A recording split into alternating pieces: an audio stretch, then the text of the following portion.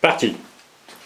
Donc je vous présente ma maman, Madame Gerlach Nadine, qui demeure au 99 chemin des Dunes, enfin, on va dire 99 chemin des Migrants. Ça fait 45 ans qu'elle vit ici. Il y a 11 ans, elle a perdu donc, son mari, donc elle vit seule.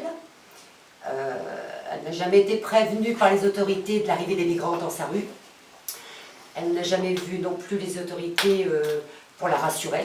Là, elle ne peut pas parler parce qu'elle est toujours en état de choc et, et de ce fait, elle a du mal à s'exprimer. Alors, on va résumer. On va essayer de faire court.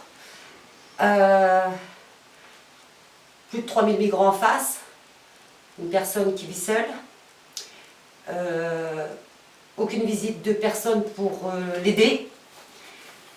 Nous avons dû donc poser des clôtures, poser un portail, poser des caméras, poser des projecteurs et des détections de lumière, du barbelé, du concertina, 9 interventions par la police, parce que 9 intrusions pour vol. Ma maman a 600 € pour vivre par mois, donc j'appelle aussi les associations à venir l'aider, tant qu'à faire. Suite à ça, elle ne sort plus, elle ne fait plus de courses non plus.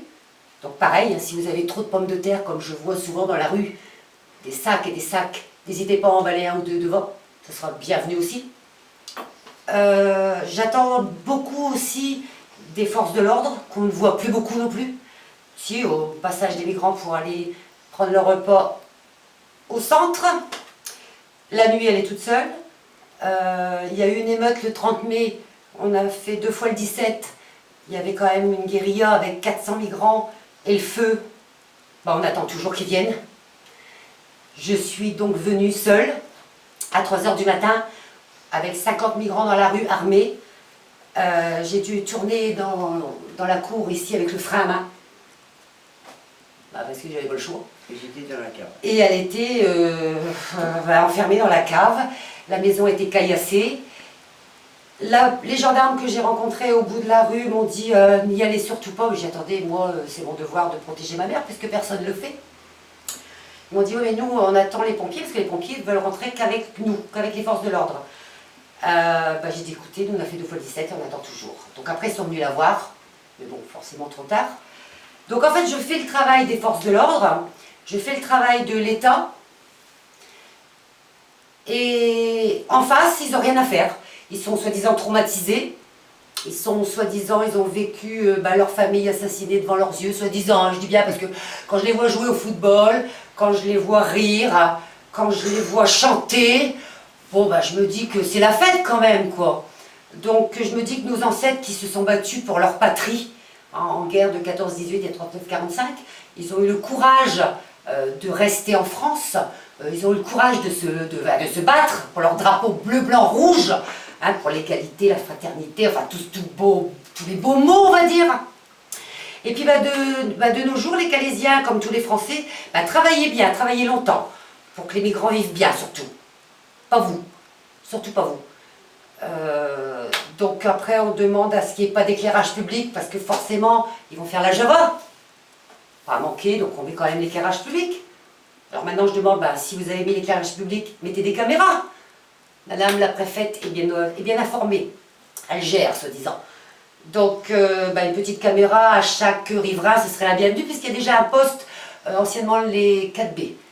Donc ça ne va pas coûter très cher. Et puis des câbles, ils en passent tellement pour la vie active, ce ne sont pas quelques rouleaux en plus. Et puis je voudrais savoir aussi la procédure, comment ça se passe, si des migrants pénètrent chez ma mère. Il se passe quoi? J'appelle les forces de l'ordre, ils viennent pas. Je fais leur travail, donc j'interpelle les migrants. Je leur dis que je vais sortir le fusil pour rigoler, puis pour aussi sortir ma colère. Et après j'ai un rappel à la loi. Donc on me prend mon ADN, on prend mes empreintes, on prend ma photographie, on me fiche comme une criminelle. Et moi en face on me caillasse, on me fait signe d'égorgement et l'affaire est classée. Donc en France, c'est quoi la France? C'est tout, mais pas pour les Français. Je suis désolée. C'est pour aider les autres. Alors qu'est-ce qui se passe? Pourquoi on aide beaucoup les autres et pas les Français? Les Français sont bons qu'à payer. Alors nous, ce qu'on voudrait savoir, c'est les accords du Touquet. Qu'est-ce signé dans les accords du Touquet? Ce serait bien de tout savoir et de connaître la vérité. Et les Français, ça serait bien de vous réveiller surtout, et les Calaisiens surtout. Enfin, les Calaisiens, on va dire, ils n'ont pas le problème à leur porte. Donc on a sa petite vie tranquille, on a son petit boulot, son petit RSA, ses petites allocations, puis le restant on ferme la porte. Demain vous les aurez en face de chez vous, et là je vais applaudir, et là je vais rire, et là ça sera pas la peine de venir nous voir.